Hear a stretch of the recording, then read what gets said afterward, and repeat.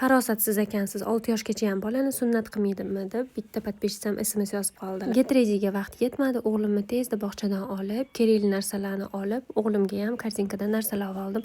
Pyurimilkini siruklarini juda yaxshi ko'radi, ko'p qilib oldim. Yo'lda unga berib, shirinlik bilan ko'nglini ko'tarib ketaman degan maqsad. Chaqaloqligida sunnat qilamiz deganimizda karantinga to'g'ri kelib qoldi. Undan keyin bo'lsa, o'g'lim eshitmay qoldi. Covid asorati shok holatiga tushib qoldim. O'sha payt homilador edim, o'zim ham Zangitada koma holatiga tushib qolib yotganman. Ancha reanimatsiya. Tuzalib chiqqanimizdan keyin o'g'lim eshitmay qolganini bilganimizda operatsiya jarayonlariga tayyorgarlik ko'rdik.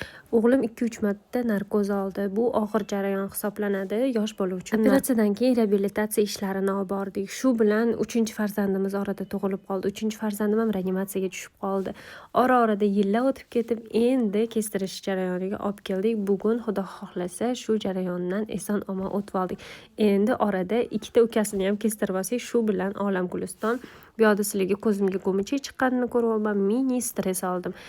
Sunnat qilish ham oson ishmas ekan, onalarning ko'ngli og'rir ekan.